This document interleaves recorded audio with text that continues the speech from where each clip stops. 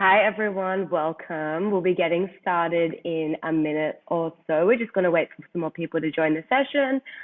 In the meantime, I'm just going to pop in some housekeeping information on how to participate today into the chat. It would be also awesome if you could let me know whereabouts you're dialing in from. I'm currently in cold Melbourne, but yeah, it's always super interesting to see whereabouts everyone is located for these online sessions. But yeah, thanks for joining us. Welcome, Kate. We got Sydney, welcome. Rainy Sydney, welcome, Kelly.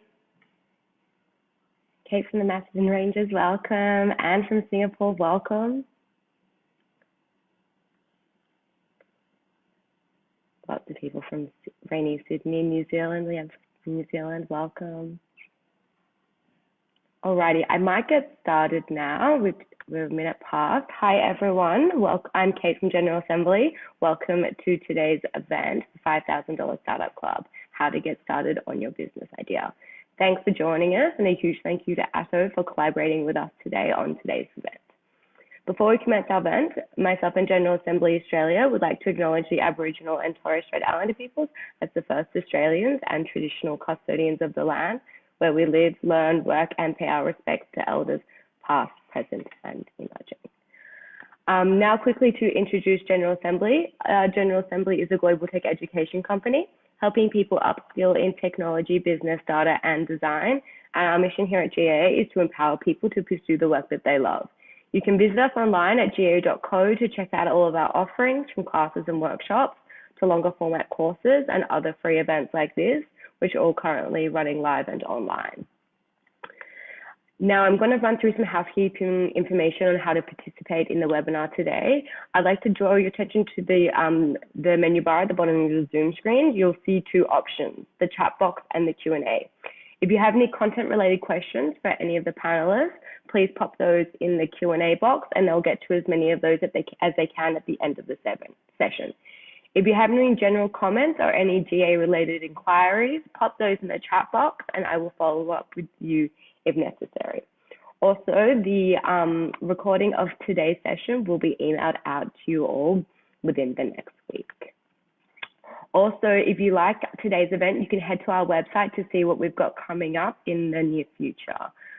And if you'd like to take your learning one step further, you can use the code TRYGA25 for 25% off all of our paid workshops. Also, if you'd like to know more, feel free to connect with us online via Instagram, Facebook, or send us an email. Now, without further ado, I'm going to pass on to Lana to kick off. Thanks, everyone, and enjoy. Thank you so much, Kate, for that wonderful intro. My name is Lana Wheel. I am the program manager in Atto, and obviously I'm super excited for today as well. I love talking about female founders, alternative funding options, and basically just women starting businesses. So how today is going to work, I'm just going to do a mini intro to Atto and today, and then I'm going to hand over to the speakers to do a mini intro to themselves, and then we're going to dive into the awesome questions that we've got all about the juicy details about how they got started in their businesses. Again, we're super excited to partner with General Assembly today, and we were very, very, very happy to hear that there were over 200 signups to come today. So thank you for attending in person as well. We really appreciate your time that you're here. And as Kate said as well, if you have any questions, please pop them in the Q&A box as well, because we would love to make sure that we answer your curiosities as well. So just a little bit about Atto before we get into it as well. So Atto is a startup school. Actually, I'll go over the key takeaways for today as well before I get into Atto. So we are going to talk about the best startup resources for you to get started on your business. We're going to talk about budgeting tips for the first 6 months, and we're going to look at the common mistakes or pitfalls and the different pros and cons of different funding pathways. So Atto is a global startup school for female founders, and we're all about supporting women to build scalable, sustainable, and independent businesses. So if you are a woman with a business idea, definitely go to atto.vc, check out our resources, and believe that you can do it, because it's all about taking those small actions that will create a big impact. It was founded in 2019 by Kate Kendall, who is a serial entrepreneur, and we'll hear more from Kate soon. And we have a range of programs, whether you are just starting out with your business idea, and that's the Atto Aspire pre-accelerated program, or if you're looking to level up your current MVP or live digital product, which is for the Atto Accelerator, which we're currently open for applications. And if you want ongoing support, 365 days a year, we have the Atto Academy online membership as well for our community, and we are launching a microfund in future too. So if you do want to support female founders, definitely get in touch. We would love to hear from you as well. A thumbs up in the chat, or let us know what your startup is. Put in your website, put in your LinkedIn. This is a place that you can connect. It's an online platform where there are people interested in startups here. So it's a great opportunity to network, even though it is an online event as well. It's definitely an opportunity that you should take. Okay, so we are going to hear today from Leanne Batts, who has launched the Coolgram, their first initiative for climate change, which is really, really amazing way to use technology for climate change. We've got Pamela Yip from Bubble Tea Club talking about how they got started. It's amazing. It took 4 days to launch and get customers, and now they've grown exponentially. And Kate Kendall, again, a serial entrepreneur, Cloud Peeps and Atto. She's going to go into all of the details about how she's used different funding models, and there have been a few. So without further ado, I will hand over to Leanne to do her intro. Thanks. Hi all, and thanks for joining us, and thank you for the intro there, Lana. I'm Leanne Batts, co-founder of Cool Points Club, really a startup that's born to reimagine climate action and create entirely new ways to act. I'll go in today to obviously some of the pitfalls we've had when looking at funding, things and ways to do it, and also how we've managed to do it for the under the $5,000 budget. And handing on over, I guess, Lana, to the others. Thanks, Leanne. Pam, hit us. How did you get started, and what was Bubble Tea Club? Thanks, Lana. So yeah, Bubble Tea Club started just 2 years ago out of a sense of urgency. I was in the digital marketing background, started my own agency, and all hospitality closed at that time. Out of a sense of urgency, I had the idea for Bubble Tea Club. From the idea to launching day and having our sales was within 4 days, and it's been 2 years since then. Amazing. Thanks heaps, Pam. And Kate? So for my first company, thefetch.com, I bootstrapped and then raised a Kickstarter campaign with like $55,000 US. And then for Cloud Peeps, straight away raised an angel round, so there's about 1.3 million there for that company. So that was more of traditional VC, in the growth at all cost model. And then with Atto and Indie Labs, that's been again bootstrapped, but also raised around 275 grand in grant funding as well. So variety of different pathways as well that have kind of helped get each one off the ground. Amazing. I love this range so much. A range from NFTs to equity crowdfunding to grants to traditional venture capital funding as well.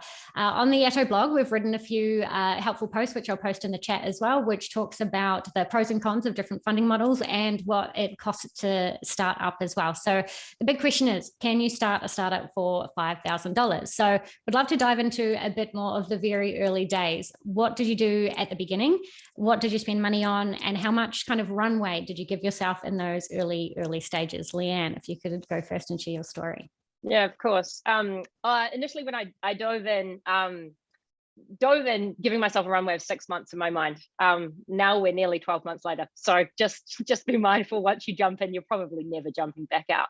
And actually, I jumped in with mostly my time as my commitment, right? So I intended to really sink in and commit my time, and that would be what I was delivering. And I did have savings behind me. So like I said, I gave myself 6 months of what I would call opportunity cost of not earning my normal salary. And, I was fortunate enough to take on another job that gave me 10 hours a week of, enough money to kind of just cover the bills, but not kind of cover anything else I was doing. And that's how I kind of jumped in and got started, and yeah, haven't really looked back. Amazingly, and that is a very smart way to do it, I think, as well. And Pam, how did you get started?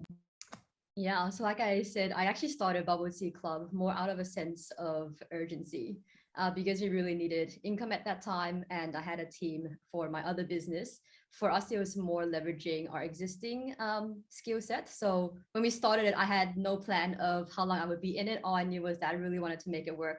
And we had to make it work for myself and for my team. And I think what you guys were like mentioning before, like Leanne, like once you jump in, you kind of also have this sense of urgency to make things work. Whereas if you actually gave yourself too much buffer and like try to plan out too much, you're too like worried about failure. Whereas in our circumstance, we just had to make it work. And so, which was great because, for example, we launched our packaging. We didn't really think about plastic straws or paper straws. And it was our customers who commented when they saw our post to tell us to go through paper. And so that's exactly it. We just constantly revised our business plan on the go to make it work. Amazing. And I think that's really funny as well. And startups founders always want to be moving faster than what is actually possible, right? Like how much time you have in the day, let alone all the other things that a lot of women deal with or, you know, are responsible for. So I love the like starting small, testing, learning, and getting feedback from your customers super early and making them happy with recyclable straws as well. Kate, let us know how you started. Yeah, so it's a little bit similar to Leanne in that it was quite a while ago now. So it was a different situation because I didn't have kids and had a leaner lifestyle then. I don't know if it's quite the same. I think I was, how old was I? I was probably like 24 or something like that. But I actually sold a lot of my stuff. So it really kind of came full back to a mindset change at that time. So it was pretty much minimalism living. And then it was when Airbnb was starting. So actually like got rid of a lot of, things like contracts, like mobile phone, expensive plans, and like really looked at every expense in my life which meant that I could have greater freedom and maximize that early runway. So I think a lot of people think when you start up, you've got to go full time and, be making at least 60, 80K in your first year and all this kind of expectation around that. But I think there's just so many people that have different stories and pathways, and we just don't share them, which is why we're, wanting to share more today. And then, like Leanne, I had a part-time job at the time. I was working for Travelers Point, which was like a travel startup, and doing their community management, marketing management on the side while I was doing the fetch. And that kind of let me get started and just like covered the bills and things like that. And I did have a bit of a buffer as well.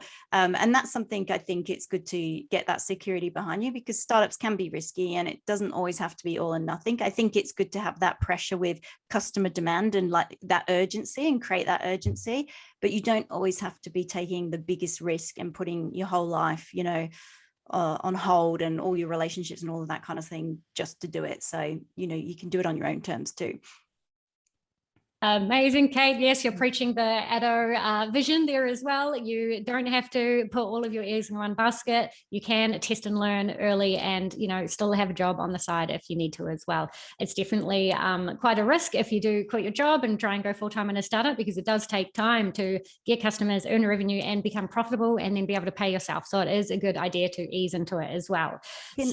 Can I just add on that, sorry, as well, is again, a lot of people think you have to go and spend, $50,000 or $100,000 on this perfect product MVP as well. And I see a lot of people do that and make, suffer to test and things like that. So again, it doesn't have to be that you put all of this money into your startup idea and, work on it in private and then launch and it's all perfect. So I think small wins, as we've been saying, and small budgets can actually go really far. Yes, and that's another reason why we advocate to use no-code tools to test early. So there's a lot of free or very low-cost no-code tools where you can create apps, websites, digital platforms, memberships, communities, almost any kind of digital product that you would like. There's a no-code tool out there that could help you test early, and you don't have to spend tens of thousands of dollars on building a custom platform, because there are so many kind of horror stories of female founders doing that in the community, and we would love to change that as well. So you can test and learn and iterate as you go. Okay, could you share a little bit more details about your monthly budget and burn rate in the first few months, Leanne? I know, things you're still figuring things out. You're still in the very early stages, but what can you share with us about what your budget was in the first few months? For sure. And I think, we've always tried to keep it really lean, right? So a lot like Kate, it was about more of a commitment to tightening up my lifestyle, changing things like that. And that's how I've managed to make the runway last as long as it has. But I think in terms of early budgets, we spent as little as we could. we'll go into a bit later on. I think, you know, some of the things I wish we hadn't probably even spent money on, but you know, doing it as little as possible. You know, just get the website, just get one URL, not the 10 suite. You don't need all that. You know, like you've just said, there are no code tools out there for literally everything and anything you want to do. So leaning into those. So we had a really low burn rate. And the product that we created was called Coolgram, and really there is no tech behind that. It's just a concept. And this was really about proving that we could flip something of the everyday into climate action, you know, turn what we already do a lot of, and actually make that impactful. And so really all that was a, you know, a calculation behind everything, going, just sign up to our subscription. And again, you know, you use these websites where they have, you know, subscription services built in. For $50 a month, you can actually run this subscription service. You know, all that very, very small scale, of course, but it really wasn't expensive. We're talking a couple of $100 a month, and it's still that case. Amazing. I love that. We've been talking a lot recently about people launching products when they haven't created them yet, to really prove that their customers want and are willing to pay for it. Because that's the main thing in startups, right? You have to have customers who are willing to pay for what you're offering, because you could create any kind of tool that you want, but unless people are going to pay for it, there's no use in turning into it in a business, really. It's more of a hobby that way. Pam, what can you share with us about your budget and burn rate in the early stages of Bubble Tea Club?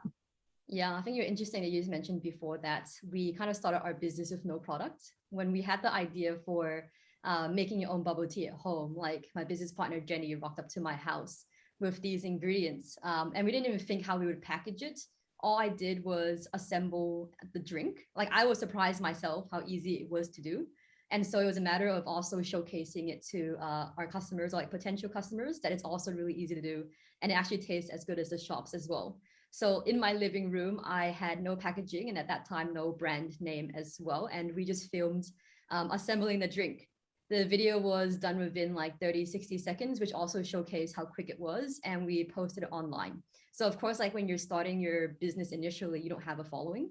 So this is great to tap into like Facebook groups. At that time for us, it was the Subtle Asian Traits, who had like 2 million people on there. And they were actually the one that inspired the idea, because they were posting onto the Facebook group saying, I'm auctioning a bubble tea for $2,000 in Singapore.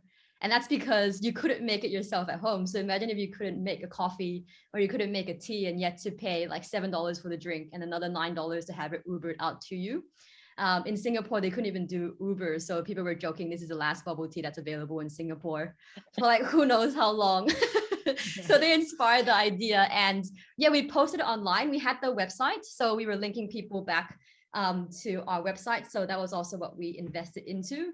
And I think the really funny thing is, like, I shot everything in my living room, right? And like iPhone quality is really great now. We actually find that some of the photos I took in my living room, as opposed to paying like $500 to $1,000 or even $5,000 for photo shoots, the ones in my room performed better, because the type of content that now goes viral and is taken on really well by consumers is actually the style of stuff you see on TikTok. So I think like sometimes producing things yourself, and when you don't have the funds to start, it actually forces you to do it yourself, and you have to really spend it wisely, because you don't have the funds to just put it anywhere. You don't have the luxury of doing it. So you're forced to learn to make a website, forced to search everything online, which is very like accessible now. And that's pretty much how we started initially. Amazing, Pam. That is such a wicked story. I love that so much, especially about the photos, like little things like that you would think that, you know, if you're investing in a photographer and all those types of things, that it would be worth it. But scrappy works a lot of the time as well. And I love that you mentioned Facebook groups as well. I feel like they are a huge untapped kind of market. There's so many people there on Facebook every day looking to support women in business and looking for things that people are creating in their business as well. Okay, Kate, tell us about your budget and your burn rate in the first few months. Yeah, so the early budget was very lean on everything. So a lot of cloud services, obviously, actually, there was a time when they kind of came down, and now I feel like cloud service costs have gone back up again. And, you know, every time I'm getting emailed, you know, Xero's going up, this is going up. So, but when my first company, they were really cheap, and you could send emails out because it was an email newsletter with the Fetch. So super cheap to get started and just start sending things out and getting all that kind of stuff. With Cloud Peeps, it was a bit different because I had investor money. The burn in the early months started to rise. So I'd say that was like at least a couple of $1,000s.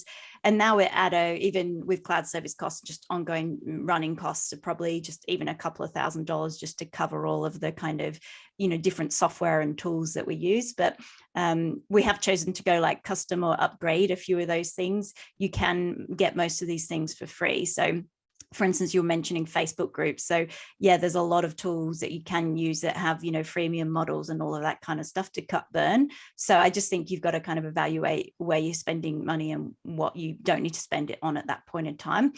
One thing I think, is good to hold off on is even hiring external people to come in, because when you're in the early days, there's a lot of problem solving and you've kind of got to roll your sleeves up as the founder and make the decisions, talk to customers yourself, figure out how to market it, all of those things. And I just see founders going, oh, if I pay someone, I'll get someone in, I'll have a small budget and they'll fix everything. And it just never really works. So I would say hold off on making all those hires, maybe engage a couple of people on some projects, but in those early days, it's good to kind of just figure things out and get people around you that can support you, maybe even advisory board or future co-founders and things. But, be conservative there and that kind of thing, and give yourself that time as well. Instead of going, oh, I'm going to go raise money, I'm going to go spend all my time, just make sure you can have that time. And I see a lot of really successful startups actually bootstrap for 1 to 2 years before they raised money. So companies like Atlassian, for instance, they were bootstrapping actually for even 8 years, I think.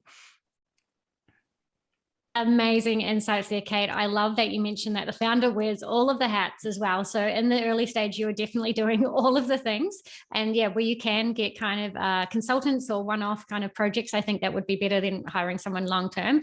One of the gurus in the startup industry in Australia, Alan Jones, says that for the first 5 years, 70% of what you'll be doing is sales and marketing. So as a founder for the first 5 years, you are not handing off marketing or sales to somebody else. That's still your responsibility. So I think that's really important to remember in those early stages as well. So what did make up the majority of those costs in the early stage? If you've got any more details that you could share about the people that you hired or the cloud services or the photography that you got done in the early stages, we've actually shared a guide on the Atto blog as well, which I'll share in the chat, which is the cost of launching a startup. So this is just the early stage costs, which could be the first 3 to 6 months. And in that guide, we say it's around $5,000, which is another reason for this event as well. But obviously there's far more that you could do and you could invest in. But what did you spend money on in the early stages, Leanne? Yeah. And really it comes back to this website and then all the plugins on that. And I think, Kate's right, there's loads of freemium options out there and lean on those as much as you can. And we probably didn't do that as much as we could. And things like, your MailChimps and all your email services and all the things that come in together, there's many different versions of that out there. We found MailerLite to be really most useful for us and the amount we were using and the cheapest. So you do have to shop around. You do have to find the things that, are going to fit your needs the best. Another way to do it, obviously not with maybe your email things are, use those free months, use those free trials, and then remember to cancel them. Because if you don't, then you're going to be paying. But yeah, if certainly in the early days, it was really around that. And then it moved into advertising. And again, I think there is alternatives out there, right? Like you don't actually need to do paid advertising. You can, and again, this is something if I could turn back time, I'd go straight back into, but Facebook groups, people where your people are kind of congregating, go into those spaces, start being active there rather than spending your time or your money on that. But it does mean that this is up to the founder. This is up to you to roll your sleeves up, to get stuck in. And it's not pretty, but if you want to do it, you can. And it's certainly, you learn this, the only way is doing it is by you when you're starting this kind of thing. But it's also empowering, right? It's up to you to do this. Amazing, Leanne. Thanks heaps. And Pam, do you have anything to add? Yeah, that's how I was saying. It's great. Like if you have $5,000 to start, when you don't have the budget, you're forced to learn. And when you're learning, you actually are able to prioritize what is actually making a change or like what makes impact when you invest that money. So in the beginning, it was very much software for us. When it came to photography, even without, like if I couldn't take photos myself, I would very much reach out to influencers, and they don't have to be big, and they definitely don't need to be paid in a sense. There are micro influencers who create really great content, and they're just very passionate. They understand how social media works, so they can create a set of photos for you. And being able to repurpose a lot of the content for us, in our case, is really important. Because we are very much reliant on social media content that goes viral to reach more people organically. I would also say very early on for us, we did invest into advertising, but that's a very different landscape now. If I was to invest into advertising, I would push more generating email leads, because that's kind of seen as you always own it. Emails, SMS, you always own that customer. Whereas for Facebook ads, once you switch it off, it's like a rental place. You've lost all that customer base. I would also, instead of investing into an agency early on, for us, marketing was really important, right? Like you were saying, to keep it in-house and learn as much as possible. It's just chatting to people. But for us, we actually started Atto right very early on, who taught us what to look for in a business, from accounting, knowing your financials very early on, and like your unit economics. There's actually a lot of resources out there for you to learn yourself. What you have in the beginning is time. So I think it's just a matter of finding people who are willing to help you, and looking for programs who will give you access to resources, because it's the internet. So if you have time and you're very passionate about learning, you can very much start a business without having to invest too much in the beginning. Yeah.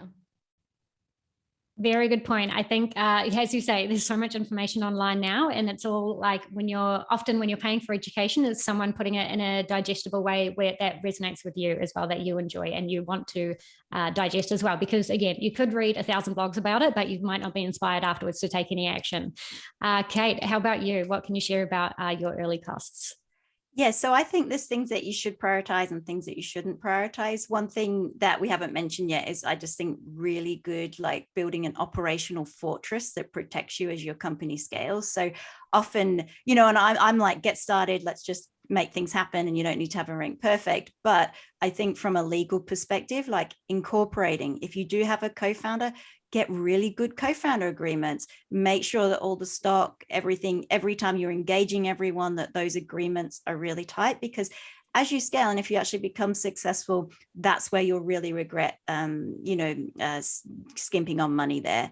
So make sure everything is done well and that you're getting a lot of advice. And again, lawyers don't have to be expensive. There's sites like UpCounsel in the US and LawPath in Australia, a lot of kind of freelance marketplaces where you can hire attorneys and counsel on demand. And so you can get things quite done. You can incorporate and all of that, maybe for $1,000 in business insurance as well. Like you don't maybe need the full blown insurance, but I think actually having just all these things in place just to protect you when you need to be protected. So that was something that I think is worth investing in. Things like swag, like I just think it's, especially if you're running a company like Bubble Tea, you got to build your brand, you got to get your branded cups and stuff. But for my companies, I think, maybe stickers, like putting $100 into some stickers and handing those out are okay. But I see a lot of people, get 100 t-shirts printed, and it's like, well, you haven't even built your community brand. Like, who really wants this yet? And also look at the environmental kind of consequence. So I just think, things like that, when you're like, okay, we're going to market it and we're going to be a startup and I'm going to get an office sign printed and all that kind of stuff. And on that, I always worked remotely, this pre-COVID. So, again, office space, you can save a lot there. There are a lot of co-working spaces that have really easy drop-in spaces and things like that. General Assembly actually used to have a co-working space when I was in New York. So there's a lot of ways that you can, stay connected and get that. Another thing I wouldn't spend money on is really expensive events. For instance, there's a startup event running in Melbourne that's got like $400 or $500 tickets. It's black tie.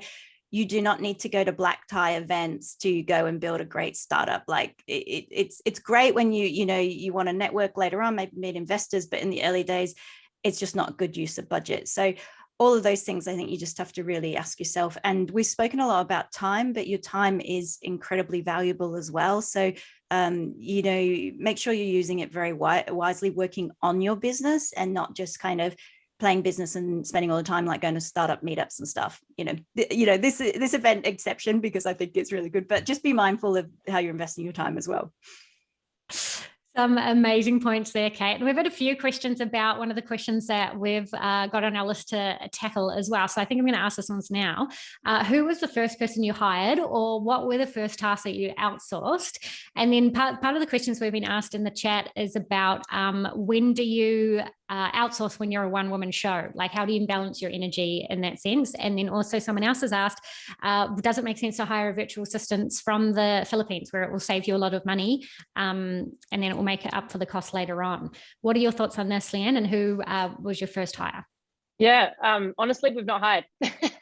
So we're still still in that sort of phase, right? So however, we have lent on those that are coming out of uni that will intern for you and do so for free, and do so for free product or whatever it might be. So I do suggest that there is ways to do it. It does take time. That's what that's a resource that is undervalued. I think that make sure that you are valuing your time. Any time you're spending doing something is something else you're not getting done. So whilst you can lean on things like interns, and that they need the work too and need the experience, that does take time. I think the question was like, when do you go to outsource something? And I think you'll know when that time is there, because you know that you can't keep that plate spinning, and I would, if I was to look at outsourcing things and the things that I've done, it's usually where I know I can't actually deliver that thing. I'm not strong there. It's something that is out of my skill set or out of my, wheelhouse. And I can get it, 60, 70%, but I know I can't take it the rest of the 30. One thing we did outsource early was branding and logo work and things like that. And I completely regret it. It was one of our biggest costs up front. And, I think with things like no code tools again, but things like Canva out there today, you can scratch up something that looks great. You don't even have to be good at this stuff. Even I can do it, right? So it is possible to kind of, create something enough to begin, enough to be, to look the part to start. And then once you've got money coming in, you can always upgrade these things. If we look at the logos of all the, the Coca-Colas and the Pepsis of this world, they've always moved with the times. So there's nothing wrong with starting somewhere and then shifting it later. And I forget what else the other last question might have been. So we haven't hired. Outsource only when you must, I think, and try and choose the things that that you're not particularly strong in. Yes. And was there another question? Apologies. No, that's plenty. You've shared so many good Okay. insights as well. And I just wanted to touch on, yes, oh my God, Canva's amazing. And I just wanted to point out with female founders, there's so many kind of mindset things that hold them back from taking action. We've got a fear of failure, fear of success, imposter syndrome, but the main one that holds them back is perfectionism. And I know branding is all about being it perfect and the exact thing that you want. But as you say, even Coca-Cola has evolved their brand over time as well. So amazing insights that you've shared there too, Leanne. And also I just want to touch on, yes, people management is so much time as well. And it's like, if your brief is better, then you will get a better result from them, obviously. But yes, it's still a lot of time to onboard people as well and educate them. Pam, tell us about who the first person you hired was. Yeah, actually, I want to say, like Leanne, when you're saying branding is one of the biggest investments you make up front that have very little value, I couldn't agree more, because your brand, whatever logo you put out there, is new. No one's going to understand it. And so no matter how pretty it is, unless you start promoting yourself, having customers, it won't really mean anything. And we actually built our logo on Canva, and we actually I hand drew my first girl. And then it evolved with time. So I actually used Facebook ads to A/B test colors.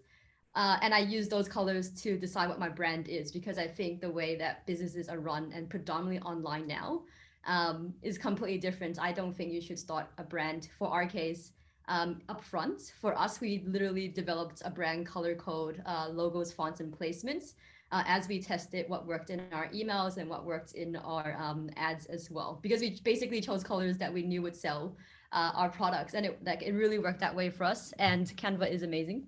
Like, all the templates there are so beautiful. As well. For us, like, we sell a lot of products, and we had to pack them as well. So some of the first people that we hired was people who could dispatch our products for us. So they were the ones that were putting all of our orders together. And funnily enough, like, our head of warehouse, she also does our videography for us. So we hired someone who came out of uni. She's very passionate about videography, but her knowledge and her experience came from warehousing. So she did both for us. And at the moment, when we first started as well, our marketing coordinator also helped with packing. The reason I went with a marketing coordinator, and like you said before, Lana, was I needed someone I knew who would be able to help me execute. I had a lot of ideas, and I know my personality is I will have a lot of ideas, but then it gets stuck because it has to process in my head what I want to do. And when I have too much option, I can't go ahead. So it's great for my case. My background's in marketing, so I hired a coordinator who I could teach. But I also would say lending towards freelancers is really great because you also want to hire on people who know what they're doing. Like it wouldn't make sense for me to hire someone in finance and teach them finance when they're very like and have them full time in the business as well. I wouldn't be able to afford it. It actually made a lot more sense for us to hire like a consultant for only 2 hours in a month, which I think finance is really important too, because they can teach you about how to spend your money and make you think about the future or forecast for the future too. It'll help you scale your business. It'll help you answer the questions of, can I hire? Is it the right time yet? And what profit should I be making until I can hire someone more full-time internally? So finance is actually really important to us. I think for a lot of businesses, usually you only hire someone in finances when it's a problem. So I really recommend very early on, just someone with a financial background to guide you as well would be important. Amazing insights there, Pam. Thanks so much. Kate, I'll go to you. Who was the first person you hired? And was it a generalist as well, which seems like super handy in the early days? Well, I'll just first of all just share that the whole company I created was about outsourcing. So I'm a bit biased because Cloud Peeps is a freelance marketplace. And the reason why I even started Cloud Peeps was I was a one-woman show who didn't have much budget and wanted to start outsourcing and scaling my team. So that's how Cloud Peeps even came about. And I do believe that you can start freelancing, like engaging freelancers, even from day one to help you out. It's not always an expensive process. And I think that you don't always have to go to Philippines or Upwork and, or Fiverr and hire people for $5. I think you can actually get quite good results with a medium amount of budget. And so the first person I hired was often a virtual assistant, and I used a site called Zirtual.com to do that. And with that virtual assistant, I had a lot of processes and videos and things like that I could give them to scale what I was already doing. So I think it works really well if you've already figured stuff out and you're giving them a blueprint to execute to free up your time, so then you can spend more time on bigger picture stuff or higher value stuff. And then the other people that I always recommend hiring outsourcing to very early on is social media. I know a lot of people think social media can be done internally. And I think if you run a business like Bubble Tea Club, you want to be, putting your face to it and doing a lot in-house.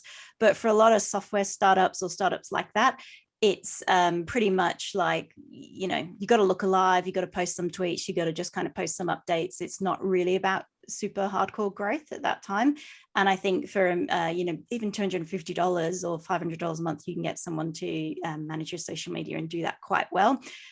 Content, again, I'm a huge believer in SEO. One of the ways that the fetch.com got really popular was it was ranked like #1 in Australia for co-working. So anyone would type in co-working, it would come up. And that was just because it was a literal blog post that had all this kind of dumped keywords and things in it. And that was really, affordable to create. And I could get someone to help update that as well. In terms of the name of the virtual assistant search platform, that was Zirtual.com, but there's quite a bunch around now. I would look for a verticalized marketplace if you're often outsourcing as well, rather than horizontal. And by that, I mean, if you're looking for a specialist, go to a virtual assistant specialist platform that might be in your country, or go for a content writing, marketplace or job board and those kind of things, because I think you get better quality of talent from that as well. So not opposed to outsourcing to developing nations and things like that. I think there's a lot, like Canva, for instance, has a huge contact center in the Philippines and has a lot of its staff and things there. So I think there is great talent all over, and remote work's obviously changed that. But the language and the culture is a huge difference. Obviously, we're becoming more globalized, but I just know when I was hiring someone, say, in the US to be my virtual assistant, I didn't have to explain things like how time zones or where this location is. And so we could just move way quicker. They could understand what I was trying to say. They might have even had a bit of industry expertise in where I was operating. So I think, again, that's an amazing use of your time, just to go to those sites or those people that already get what you're doing. So many great insights in there, Kate. Oh my gosh, I'm just checking the time. We've got 20 minutes left, so I want to dive into the funding pathways that you've each of you have had, and then we'll go to more audience questions as well. So please keep popping them in the chat as well, and we will try and answer them all. Leanne, what funding pathways have you taken since launching, and can you summarize the complicated world of NFTs as well? Yeah, absolutely. Now, first and foremost, bootstrapped, right? So that is the key. That takes you far, certain sort of level far. You come to a point where you need to fundraise. Now, I will caveat with this that I spent way too much time chasing VC money, which is, it's a time sap, and it's actually not the way that you need to go. Certainly, I had that in my mindset, and it's really not the only way. And I was fortunate enough, or unfortunate enough, I don't know what yet, but to go down the rabbit hole of Web3, crypto, and NFTs. Now, as I said, I was, in the mindset of we're going to need VC funding if we want to sort of supercharge this. And we do live in a world where, VC funding is largely deciding what innovation we see. But we know also as female founders that minorities get left out. Last year alone, only 2% of global VC funding went to females. So put yourselves in a statistical point of view and going, if you're a female founder chasing VC money, you're very unlikely to succeed, which put me into a different mindset going, okay, well, we've got to find another way. And of course, I've been down this rabbit hole of NFTs. And, with the rise of NFTs, I actually think we're going to see, and this is still very a new space, but, an unprecedented opportunity here to revolutionize the way we see innovation here. And we can actually put the upside into the hands of people, because NFTs actually uniquely provide a way to give investment, much like crowdfunding platforms like Kickstarter, but on steroids, because you actually enable to give some form of asset back to those who invest in you. That is still an asset, they can still sell it. You get global reach, you get an audience all over the world that can participate from day one. They don't need to be accredited or anything like that. You get community engagement. So you get all the benefits of, say what you would from a crowdfunding raise, that they become part of your community, but you get that also on steroids, because NFTs could add access to gated chats on certain doors and certain digital things, and access to things down in the future. And it's fairly low overheads, which is exactly why we're here talking today. It doesn't cost you heaps to come up with this. You're not talking, 20, 30 grand. You can do this for, a relatively small amount of money. And there are, whilst I went through this with my company, we had to self-fund it. So it did cost, I think at the time, about 5 grand, and then a percentage of stuff going forward. There are platforms now that are coming out. And in fact, even end of last year, Kickstarter announced that they're actually going to go down this path themselves, and move into this NFT model. So there are going to be options coming out in the next few months where this is extremely possible, that you could just join a platform and actually start to raise with NFTs your own startup.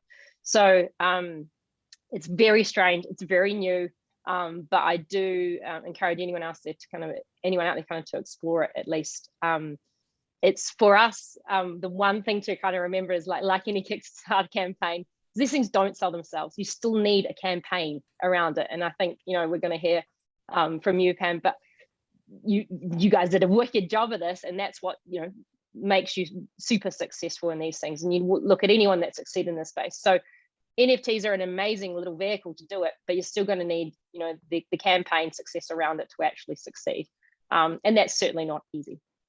Yes. Oh my gosh. Even the kind of raising VC money is kind of a campaign in itself as well, right? And whenever you do equity crowdfunding or NFTs as well, it's definitely, you need a community and need time invested to make sure you do build, traction with that as well. Pam, what funding methods have you used? You've got equity crowdfunding through Virtual, was a record-breaking campaign where you raised $1.6 million. And then you also got a Boosting Female Founder grant for $400,000 as well from the Australian government. What was that process like, and tell us more about your funding models? Yeah, prior to funding, we did bootstrap for the first year as well. I would definitely say that equity crowdfunding would have to lean more towards when you do have a bit of funds to run that campaign. but also a very strong customer base, and also valuation of your business so that you can afford to run equity crowdfunding.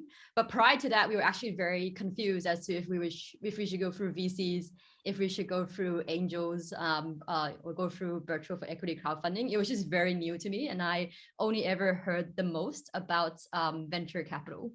And so we spent a lot of time as well initially talking to different types of venture caps out there.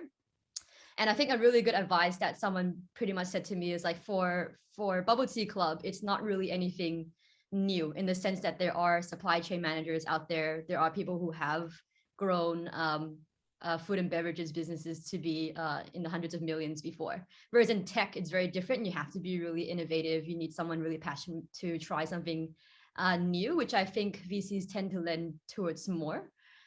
So for us, in the end, it became, we needed the funds to hire the right people into our business who've had experience scaling the business internationally, or leading down our supply chain and working with food a lot more. So in that case, for us, it meant that we needed more just the funding. And we also had to watch for our equity too, because it is really important. I think even in the early days, you really understand how important like your shares are or your equity are, because you started this business at $0 or $5,000. So then suddenly the idea of your equity, like learning to value it a lot more as well. For us, equity crowdfunding aligned with our business in the sense that we're very community driven. And we had a lot of support from our community as well. Like we literally built it from their feedback. So they were telling us what flavors to launch, what they wanted to see. They were out there defending us when competitors were like trying to enter the space. So then with that kind of support, it made it a lot easier for us to run virtual, which is like, for us, it was really surprising as well, because we did break the record for expression of interest, but it was also very early days for it too. So with virtual, there was quite a bit to spend on it. It was very new at that time. We were told that you would need to spend around $120,000 or more to get that up and running. So it's not actually a very cheap alternative. Depends how much you want to raise. We raised 1.6, but we actually spent half of that, which I'm very glad we didn't listen to people and go ahead and just be spending $120,000 on this campaign. A lot of that came from hiring freelancers as opposed to hiring a marketing team to run that whole campaign for us. Because you understand your business the best. The biggest asset that you'll need to build in running a virtual equity crowdfunding campaign is your pitch video. And PR helped us as well. So I would definitely say your PR, investing in someone who is really good at telling your story online.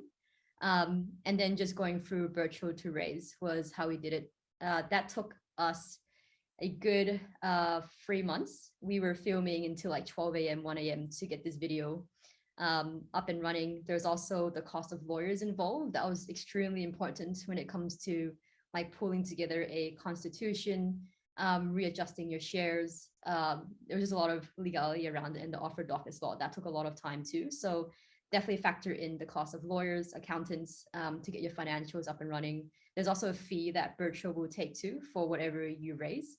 And also just having the right valuation for your business too. So that was the equity crowdfunding. As long as you know how you will spend it, I think equity crowdfunding makes sense, and who would be able to help you, then that's fine. VCs, I think if you're in tech, probably a bit of a different story. And then so that was 1 year ago. And then end of last year, we also got the Boosting Female Founder Grants, which was a government grant that basically supported predominantly female founded businesses. That was actually pretty much applied for by my co-founder, Jenny. So in that case, we also had lawyers help us pull everything together, which was definitely really helpful too. So the grants was extremely competitive, I know. So I think it was about 1% of applicants were able to get the grants. In our case, we had to put together a 2-year timeline of how we would use up the funds. So we were granted $400K to go towards expanding internationally. And for us, it involves a lot of like changing food labeling, testing the market. And then we would have to use $400,000 with the government grant, so a total $800,000. So this helped having virtual, where there was 1.6, and then having a government grant which would basically match whatever we spent. So it was basically us taking the virtual grant money even further. And that's pretty much the funding we have at this moment. Amazing. And the revenue from the 60,000 customers who love a bubble tea as well, no doubt. Kate, tell us about the funding journey. You've got a lot of experience in a lot of different areas, but what can you tell us in a few minutes about your funding option? Okay, well, first up, I know we've got a lot of questions on early startup community and marketing. So if you're interested in Atto and General Assembly doing another event on just early stage marketing, growth, content, community building, which seems a lot of questions are, leave a comment in the chat and we can hopefully put something together, because we will just focus on funding in the final we've only got 5 minutes left. So don't worry if you've asked questions and we won't get to them. We can totally run another event on that. So for me, there's basically every single funding pathway, and they're all different, right? And we've spoken a little bit of, I haven't done equity crowdfunding. I've done a Kickstarter campaign, but it was similar in terms of rallying your community. Again, you would make sure you had a community and you'd have a product and you'd have people that believed in you before you kind of went there. You don't want to kind of go out there too soon where there's not that traction. Angel investment, again, you have to have the right kind of company and the right type of model that investors are going to love. So that was good with Cloud Peeps, but I probably wouldn't have done it with different businesses as well, like Atto and my consultancy, Indie Labs and stuff like that. I love bootstrapping because I think it's just, you're reclaiming that control and power. If you're always wanting to raise money or need money, you're going to always have to, be focusing on something else. So if you can automatically just say, what do I need to do today that's important for my business, that helps my business move forward, you have full control over that. So I think that's really good. Grant funding as well is fantastic. And if you are a diverse founder, there's a lot of grants open at the moment. Government really want to help in that area. So I would look at federal, state. If you're not based in Australia, there's grants in different countries too. They do take a lot of time to put together and they're not always guaranteed. So that is something that, if you've not yet found product market fit, or you've got a lot of really important things to do, you might not want to take a month or two out of, talking to customers to go put a grant together when you don't have that. So I guess it's a lot to say, but if you want any more advice around different funding pathways, feel free to get in touch because we're going to run out of time. But I'm Kate at indielabs.co. Amazing. Yes, I'm about to check everybody's LinkedIn in the chat as well, but I want to hear your final thoughts. Can you launch a startup for $5,000 or less? And what are your thoughts on that, Leanne? I think you can. It might depend on what you're doing though, right? And I know there's I was through the Atto Accelerator, I was sharing a lot of with the different startups, and there are sometimes no easy ways through it. But when we start to think about women, we want to perfect things, we want to take things out that are nicely polished. But you can end up with the struggle of is that you leave it on the shelf, right? So I would encourage you to get even half of what you think is great out there and just start seeing if people use it. And you can build in public these days. People more appreciate that and that full transparency than anything else. And most of the time they will come along on the ride for you and actually help you develop it.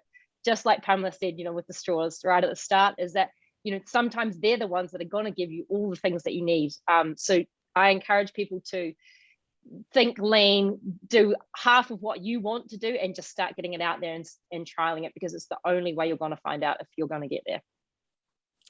Excellent advice there, Leanne, as well. And Pam, I'm not too sure if you've mentioned your Facebook group where a lot of bubblers are and they are giving feedback in real time, right? Like when you post something, they are on it straight away and letting you know what you should or should not do in your business as well. So what do you think about can you launch a business or a startup for $5,000? Yeah, absolutely. I think for us, it was Bubble Tea Club, which is like a physical product. We tested the idea first. So like Leanne said, it's actually just what's the most minimal way. Could you even mock up the product and then put it onto a very niche Facebook group just to see how many people are liking that product and commenting? Because if you put a product that's really good, it will naturally have a lot of people talking about it. And from then that you have a really great idea. It's actually testing concepts first. And then we also have we also did a marketing agency where we just went out and just started working with the first client, and that required no funding. We didn't need the office space.